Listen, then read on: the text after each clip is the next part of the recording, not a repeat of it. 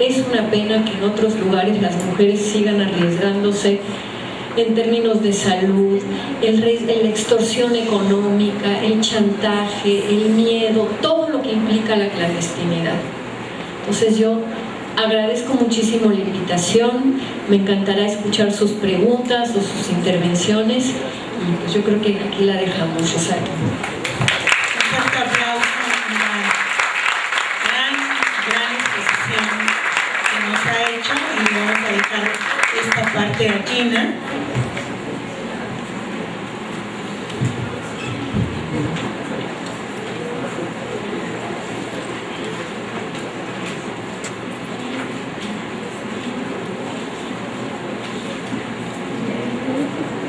Vamos a iniciar una ronda de preguntas. ¿Quién quiere comenzar? Levantando la mano, por favor. Bueno, más que pregunta, yo solo quiero hacer un comentario. Lo importante es una disculpa porque me perdí una buena parte. Estamos muy complicados con el tráfico en Acapulco y aunque salí muy temprano, bueno, las cosas están así. La realidad es de que estos temas son todavía bastante sensibles ante el ambiente que se maneja en nuestro país. Somos un país así con un parteaguas, ¿no? Somos un buen número de mujeres ya grandes y otro tanto de gente joven, pero que se ha dejado todavía influenciar por nuestros atavismos, ¿no? En el sentido de que es pecado matar una vida. No comparto esa idea, pero en fin, hace un ratito sonreía porque acababa de estar con el obispo y tocando no precisamente el tema, ¿verdad? Dije, bueno, y ahora me encuentro en el otro extremo, ¿no? Donde nos vamos a pelear con él para que estas cosas se den la oportunidad. Afortunadamente creo que existe una corriente muy importante de libertad de expresión en la mujer y que en este momento podemos hacer una buena, integrar un buen equipo para poder trabajar con la Secretaría de la Mujer. En este caso, Rosario, la conozco no de mucho trato, pero sí la conozco y sé que es bien revolucionaria y que en este momento en Guerrero estamos en esa posibilidad de un partido político que está encabezando el Ejecutivo Estatal, que si bien no está muy convencido a lo mejor, pero sí está obligado, ¿verdad?, a hacer ese respaldo. Las mujeres somos el 50% y más, ¿verdad?, de los votantes en este país, pero además somos las madres, las hijas, las hermanas, las esposas y hasta las amantes de los que deciden votar, ¿no? Entonces creo que es muy interesante esta posibilidad de participar en todo esto y mi reconocimiento y mi felicitación a Marta. Bueno, yo sí creo que hay una diferencia entre la postura de la jerarquía católica y de los católicos de base. Yo trabajo con las católicas por el derecho a decidir y las católicas por el derecho a decidir han mostrado que en el derecho canónico, que son las leyes de la Iglesia, hay excepciones y atenuantes para el aborto. Entonces no siempre es pecado ni siempre se excomulga. Una de las atenuantes es cuando la mujer tiene miedo y se puede hacer un aborto, por ejemplo, cuando es menor de edad. Hay muchas. Entonces creo que con una población católica vale la pena escuchar el trabajo que han hecho las católicas, porque ellas se han metido a las enseñanzas de la Iglesia. Y en México, cuando se dio el proceso de despenalización, había varias diputadas y diputados del PRD católicos que tenían un conflicto también de, bueno, sí, mi partido quiere que yo vote de esa manera, pero ¿qué onda? Las católicas fueron y hablaron con ellos, y no solo las católicas, teníamos a Enrique Maza, un sacerdote jesuita, teníamos a Frei, distintas sobre esto, ¿no? Entonces yo creo que entender que la Iglesia es una cosa, es una institución con funcionarios, ¿verdad? Como el Papa que renunció y ahora subió otro Papa, se ve muy claro que es un funcionario, no es un enviado de Dios, ¿verdad? Y otra cosa es la religión y las creencias, y que eso es mucho más personal. Y que hay una brecha entre lo que los funcionarios de la Iglesia, que todos son unos hombres, además todos de 70 años, ¿verdad?, que se supone que no han tenido relaciones, que no han estado casados, que toda una serie de cosas, y son los que están dictaminando las normas morales, y vemos que a lo largo de la historia la Iglesia ha cambiado sus normas morales. Y otra cosa es la gente creyente, que tiene un compromiso distinto, los católicos de base, ¿no? Y esos católicos de base, casi todos están por un cambio en la legislación. Yo Yo les quiero contar nada más una cosa porque creo que es muy claro. Cuando en España se debatió la despenalización del aborto en 1985, había un grupo de diputados muy también católicos que sentían feo el tema de la despenalización, y el obispo auxiliar de Madrid, que se llama Monseñor Alberto Iniesta, hizo una declaración que les ayudó a los diputados a pensar de otra manera el asunto. Y este monseñor lo que dijo fue: mi conciencia rechaza totalmente el aborto, pero mi conciencia no rechaza la posibilidad de que la ley no lo considere un delito. Y él separó lo moral de lo jurídico. Dijo: mi conciencia rechaza el aborto, pero ¿para qué sirve que sea un delito? Mi conciencia no rechaza el que no sea un delito. A partir de esa declaración de Monseñor Iniesta, muchos de los diputados pudieron votar a favor de la despenalización en España. Entonces, a nadie se le pide que aplauda o que esté a favor. Yo creo que todas las personas queremos que se acaben los abortos, queremos que ya nunca ninguna mujer se haga un aborto, pero eso está medio difícil, que ya ninguna mujer quede embarazada sin desearlo. Entonces, ¿de qué sirve que eso se penalice?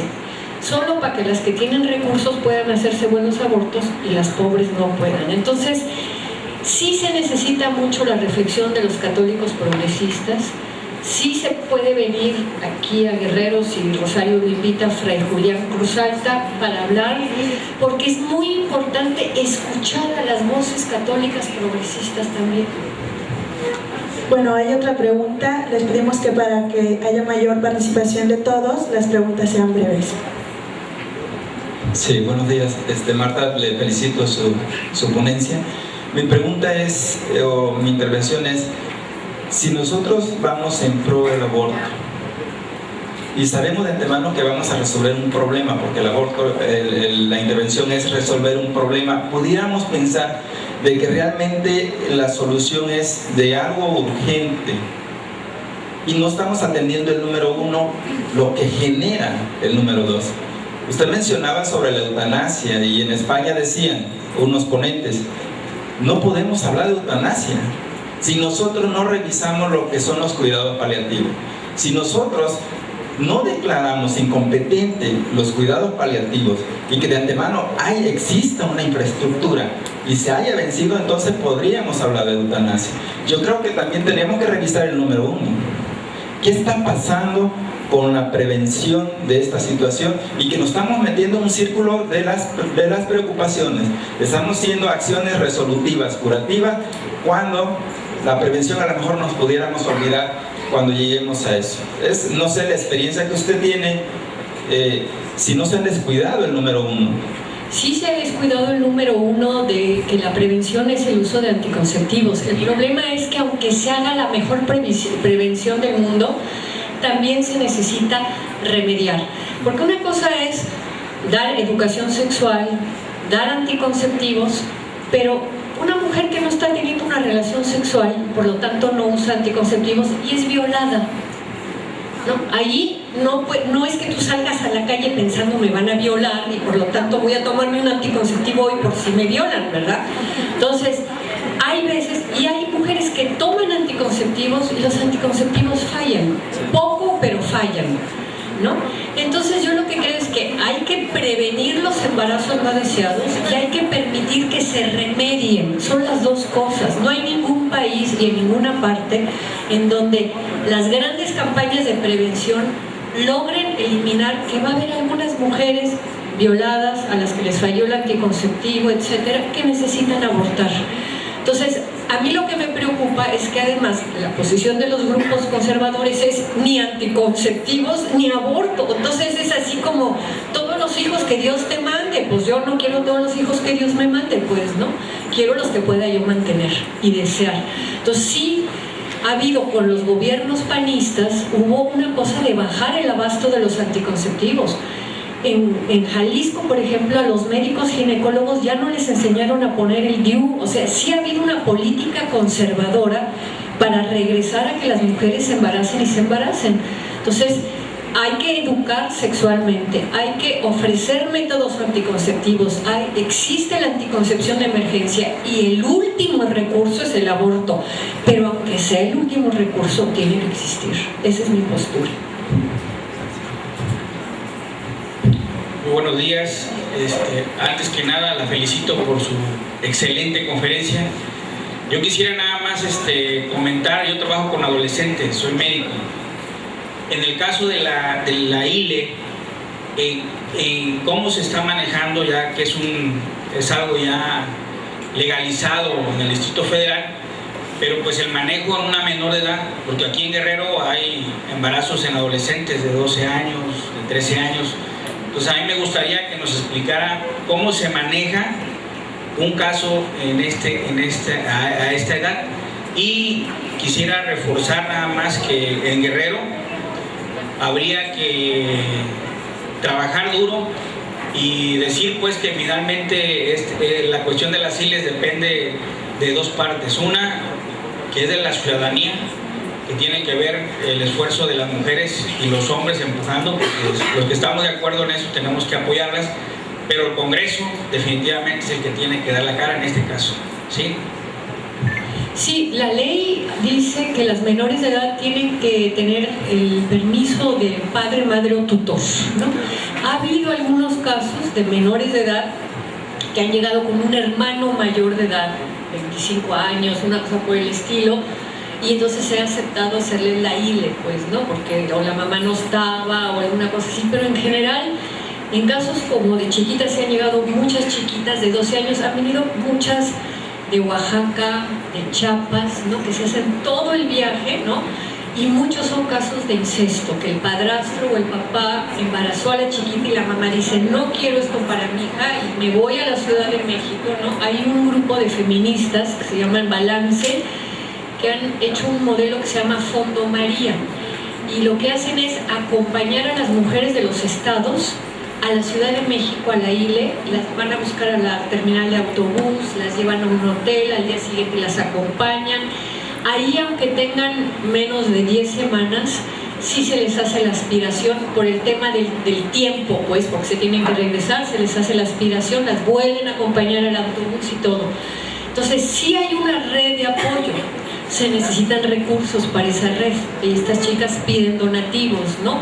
Pero aquí los grupos feministas de SER y eso conocen a las del Fondo María, y si hay alguna mujer que requiera un aborto en la Ciudad de México, es cosa de contactar a las del Fondo María. Pero sí, el tema con las menores de edad es ese, tienen que ir con un tutor, con el papá, con la mamá, y suele ser la mamá la que las lleva. La mayoría de los casos es la mamá que dice, no, yo no quiero para mi hija de 12 años, de 13 años, que ahorita tengo una criatura.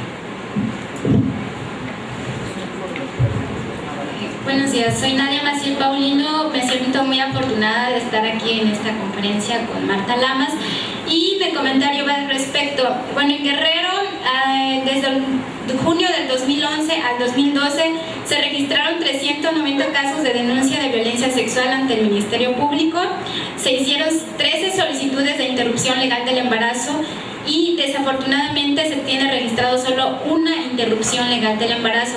Como organizaciones civiles estamos investigando dónde fue la traba, por qué no se realizaron las otras solicitudes, y mi pregunta está relacionada a esto porque tengo entendido que se está discutiendo que se haga un código penal único para todos los estados, y me pregunto qué va a pasar con lo que ya se tiene ganado en el DF, si se va a homologar para todos los estados o solamente va a continuar en el DF, si tiene alguna información al respecto. Gracias.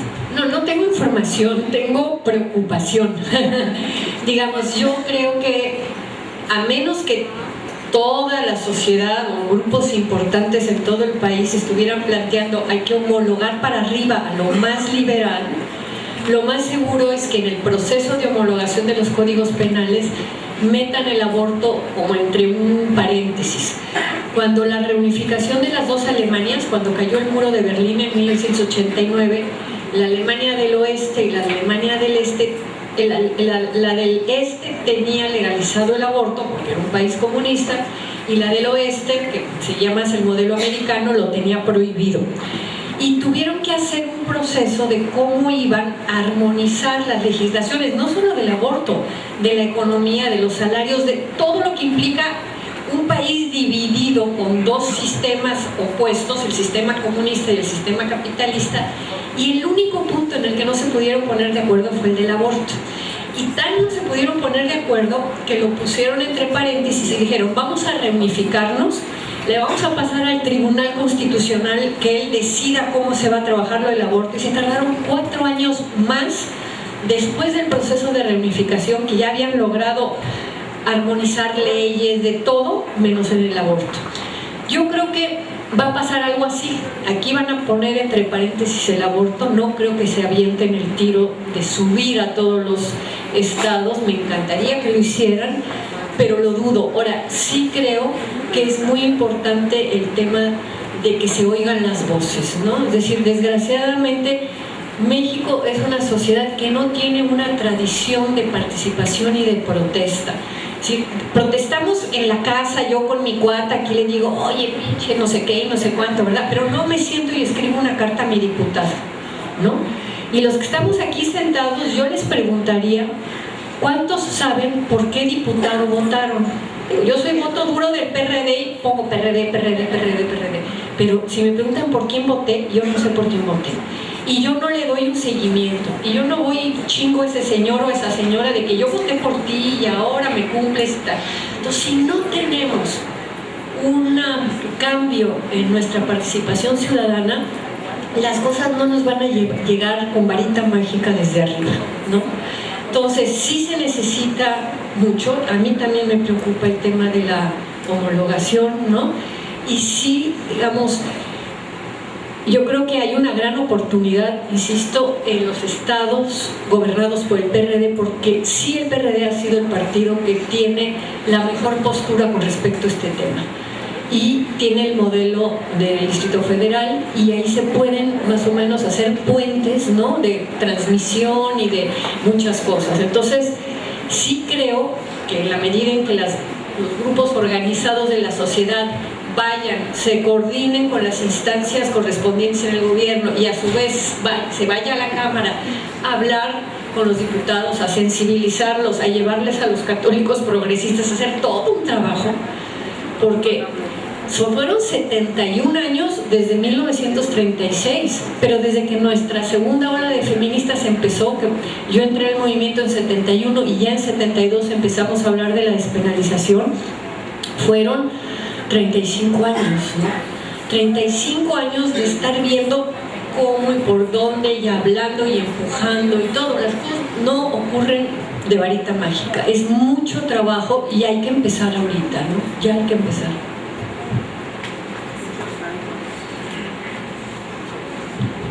Hola, buenos días. Bueno, a mí también me preocupa, como el joven, la parte del embarazo adolescente, que aquí en Guerrero, bueno, hablemos de Acapulco, ¿no?, que es donde vivo, yo sé que ha aumentado. O sea, trabajo con adolescentes, soy maestra, y a los 15 años ya están a veces esperando al segundo bebé, ¿no? Entonces sí veo complicado para mí, porque incluso el hecho de tratar de informar o hacer pláticas de prevención con tus propios alumnos, muchas veces los padres de familia no lo ven bien. Ahora, en la cuestión de la paternalista de nuestro gobierno, que da apoyos de oportunidades y todo este tipo de cosas, bueno, dinero, hablemos, a las mujeres para que, dependiendo del número de hijos que tengan, que yo sé que tampoco ese tipo de programas han funcionado, ¿qué se haría? O sea, para poder decir a las mujeres de Guerrero, puedes tener esta opción, ¿no? Puedes tener la opción de no tener más hijos, cuando por otro lado están viendo como una parte de necesitar un recurso, ¿no? Esa es mi pregunta. No, pues es una pregunta muy complicada, porque hay problemáticas sociales que requerirían, digamos, reestructurar todo el sistema de seguridad social, ¿no? Ahora, hay un problema cultural muy importante sobre el embarazo adolescente. Hace unos años una psicóloga que se llama Noemí Ehrenfeld hizo una investigación en un hospital que se llama Gea González en México, en donde agarró a todas las chiquitas adolescentes embarazadas, 14, 15, 16 años, ¿no? Eran, me acuerdo, 200 y pico, casi 300. Y las entrevistó y resultó que todas sabían que había anticonceptivos, sabían que podían tomar anticonceptivos. La razón por la cual no tomaron los anticonceptivos es una razón cultural que tiene que ver con la doble moral. Porque para una mujer, en una sociedad donde estamos divididas entre las putas y las decentes, pues si tú a tu novio, a tu compañero, o tú ante ti misma decides ir y tomar un anticonceptivo, lo que estás de alguna manera es asumiendo de que quieres coger. Pues voy a tomar un anticonceptivo es porque quiero coger. Y una mujer que quiere coger no es decente. ¿Qué hacen las mujeres decentes? Se entregan por amor.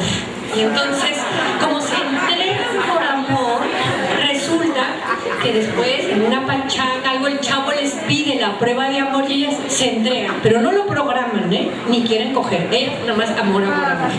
Entonces tú tienes toda una sociedad en donde el tema es que el deseo sexual en las mujeres está negado. El deseo sexual y la actividad sexual. Las mujeres no quieren coger, nada más quieren que las quieran. Y entonces, bueno, pues les dan chance a los hombres, ¿verdad? Ellas no quieren coger. Entonces, si tú no cambias en términos de una buena educación sexual eso, las chavitas van a seguir haciendo eso. Además, frente al desempleo, la falta de oportunidades, frente a ese panorama tan negro que tienen ahorita los jóvenes, estar embarazada puede ser un tema muy gratificante. Yo fui feliz cuando estuve embarazada. Es uno de los placeres mayores que he tenido el estar embarazada. Entonces, una chavita sin oportunidades, sin expectativas, en una sociedad en donde, híjole, el Día de la Madre es fiesta nacional. Ser madre en México, puta, es un estatus chingón, ¿no? Entonces, no tienes claro tu proyecto de vida y te vuelves madre, de repente te vuelves importante. Entonces, hay tantos elementos de la subjetividad, ¿no? Y es cierto lo que tú dices, muchas familias no quieren que se hable claramente con los chavos, ¿no? Y no es un tema nada más de decirles usa anticonceptivos, es un tema de revisar cuáles son tus deseos, cuáles son tus anhelos, cuál es tu proyecto de vida en una sociedad en donde el destino de las mujeres es ser madre, no es ser profesionistas, no es estudiar, no es trabajar. Entonces, tenemos mucho en contra en términos culturales y eso en contra se le cobra a los grupos más desprotegidos y justamente las adolescentes son parte, las adolescentes pobres además, más que las adolescentes ricas, porque las adolescentes ricas los papás tienen otro tipo de información y tienen más recursos, etcétera, etcétera. Entonces sí hay muchísimo por hacer. Hablar del plan de vida, hablar de la autoestima, de la valoración, ¿no? Hablar de la sexualidad, hablar de las ganas y hacer un trabajo con la masculinidad y que los hombres dejen de estar viendo a las mujeres con esta división de si son fáciles o no son fáciles, si son zorras, si se acuestan, si no se acuestan. Entonces, son temas de los que cada vez hay que hablar más. Y es muy difícil hacerlo a veces en instituciones públicas porque la Asociación de Padres de Familia te va a brincar que cómo le estás hablando de esas cosas a los chicos. Bueno, yo quisiera hacer un comentario y quiero pedírselo aquí, además, de manera pública a Marta. Creo que es muy importante todo lo que nos ha dicho y le pedí a nuestra directora de comunicación de la CEMujer que pudiéramos grabar toda la conferencia. Y si tú me lo permites, que esta grabación se las demos a las ONGs que se encuentran aquí para reproducirlas y luego también a las instancias de las mujeres para que sea un efecto multiplicador este mensaje y después nos convoquemos como parte de un resolutivo de este encuentro para que no pase el Día de Acción de la Salud de la Mujer como un día más, sino que una vez que ya vayamos difundiendo esto, podamos tener un encuentro para ver cómo le vamos a entrar, cómo retomamos todos estos planteamientos que hoy nos hace Marta y quienes compartimos la idea de que podemos salir adelante, que estamos viviendo un espacio históricamente determinado que podría ser posible, porque el movimiento feminista en Guerrero ha impulsado esta iniciativa, y si tenemos una cláusula, solo la cláusula segunda del artículo 121 del Código Penal, que habla de los casos de la interrupción, pues vayamos viendo cómo nos organizamos, que esto fuera una tarea de hoy y que para el mes de agosto pudiéramos ya ir avanzando y crear una estrategia de debate público en los medios de comunicación. Creo que eso va a ser nuestro compromiso. Este año también, con toda la franqueza, no tenemos el recurso para crear los debates públicos, pero para el próximo año, que en este mismo 2013 lo tendríamos que programar para pagar los espacios, porque tampoco creo que vayamos a las radiodifusoras y nos digan, pásenle, aquí está, hagan su debate y a ver quién habla a favor y en contra del aborto, ¿no? Yo creo que hay que crear los espacios como políticas públicas para iniciar este trabajo. Ese sería el compromiso y la petición de que nos permitas.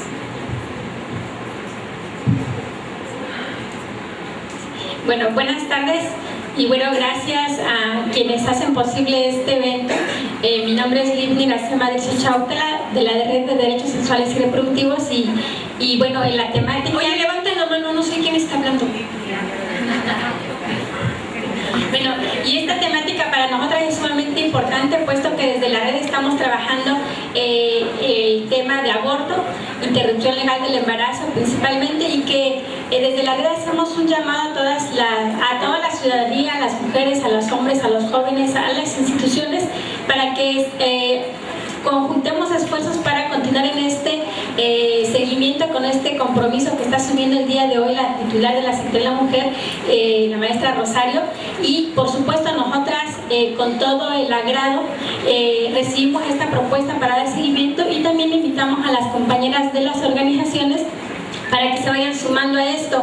Quiero decir que en el desplegado y en ese folleto que están ahí, por ahí les está empezando, invitamos a toda la ciudadanía para que se haga una reflexión, y quiero permitirme leer esto: para evitar que las mujeres sean encarceladas por interrumpir un embarazo, para que haya acceso a abortos legales y que las mujeres no mueran por abortos inseguros, y para que todas las mexicanas gocemos de los mismos derechos, te invitamos a ti, mujer, hombre, joven, a que exijas al gobierno de tu estado la interrupción legal del embarazo por decisión de la mujer. Con tu participación queremos lograr que ninguna mujer se enfrente nunca más a un embarazo no deseado, a la obligación de continuar con un embarazo con riesgo a su salud, o la del producto nunca más maternidades obligadas.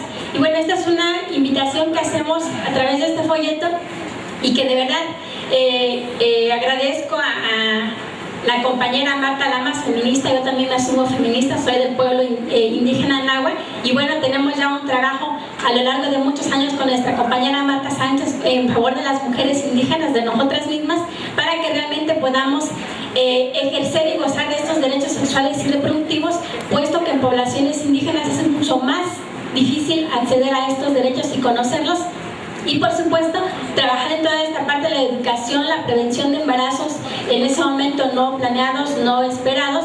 Y el último recurso que siempre ya se ha comentado es llegar a un aborto, porque si van a lugares clandestinos corren riesgo su salud, y algunas de ellas desafortunadamente pues concluyen en muertes clasificadas en muertes maternas, y que en Guerrero es la cuarta causa de muertes maternas en el estado de Guerrero. Y bueno, seguiremos trabajando en este proceso, y pues nuevamente gracias por el espacio.